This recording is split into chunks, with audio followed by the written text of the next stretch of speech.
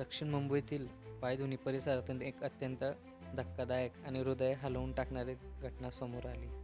एका कुटुंबातील 4 सदस्यांचा संशयास्पद मृत्यू झाला आहे. या घटनेने संपूर्ण मुंबई हादरलेली आहे. शनिवारी रात्री सोनेपूर्वी या कुटुंबाने कलिंगड खाल्ले होते. त्यानंतर काही तासातच या कुटुंबाची प्रकृती बिघडली आणि उपचारादरम्यान सर्व परिवारातील सदस्यांचा मृत्यू झाला.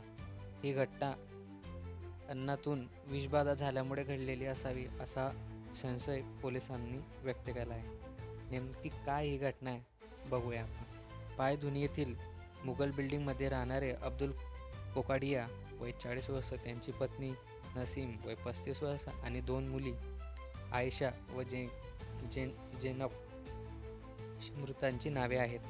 रविवारी 26 रोजी या सर्वांचा उपचारादरम्यान मृत्यू झाला आहे.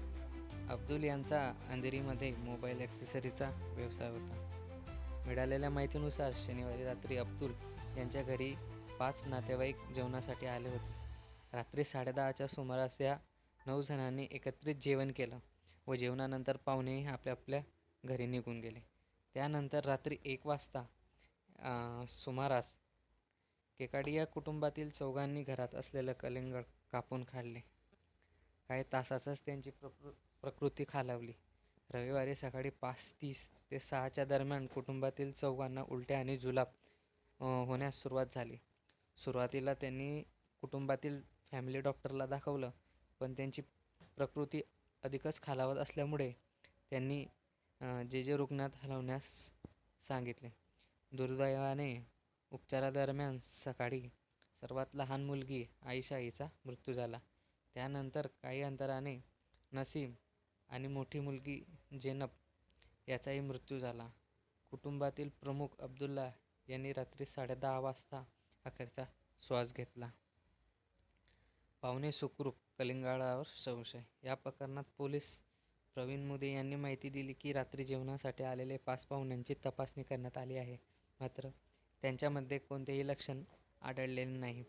पाहुणे गेल्यानंतर केवळ घरातील चौघांनीच कलिंगड खाल्ले होते. त्यामुळे विषबाधेचा केंद्रबिंदू हे कलिंगड असण्याची दाट शक्यता आहे. जे मार्ग पोलीस ठाण्याचे वरिष्ठ रईस शेख यांनी सांगितले की मृत्यूपूर्वी अब्दुल याचा जबाब नोंदवण्यात आला होता. त्यांनी झोपण्यापूर्वी कलिंगड खाल्ल्याची माहिती पोलिसांना दिली होती. फॉरेन्सिक तपासणी सुरू आहे. पोलिसांनी खबरदारीचा उपाय म्हणून घरातील रात्रीचे उरलेले अन्न आणि कलिंगडचे उरलेले तुकडे जप्त केले आहेत. हे नमुने फॉरेन्सिक सायन्स लॅबोरेटरीकडे पाठवण्यात आले होते. अन्न किंवा फळात काही विष घटक होते का याचा शोध आता अहवालातून लागणार आहे. सध्या पोलीस या प्रकरणी आकस्मिक मृत्यूची नोंद केली असून अधिक तपासणी सुरू आहे. या घटनेमुळे फळे आणि अन्नाच्या सुरक्षेबाबत पुन्हा एकदा गंभीर प्रश्न निर्माण झाला आहे. कलिंगड अधिक काळ कापून ठेवले होते का, किंवा त्यावर काही रासायनिक प्रक्रिया झाली होती का, या दिशेने पोलीस तपास करत आहे. कलिंगडाचा फॉरेन्सिक रिपोर्ट आल्यानंतर या मृत्यूचे गूढ नेमके काय आहे समजणार आहे. धन्यवाद.